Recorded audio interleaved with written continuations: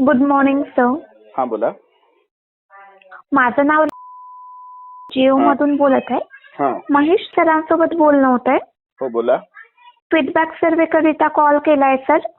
Services मध्ये काही अडचणी येत आहे का? सर्व्हिसेस मध्ये अडचणी नाही आहे, पण तुमच्या जिओच्या तत्वांमध्ये प्रॉब्लेम आहे आम्हाला. काय अडचण येते? तुम्ही ते हत्तींची वंतारामध्ये गेलेली आहे ना, त्याच्यामुळे आम्ही तुमच्या जिओतून बाहेर पडतो. सर्व्हिसेस मध्ये काही इश्यू नाहीये.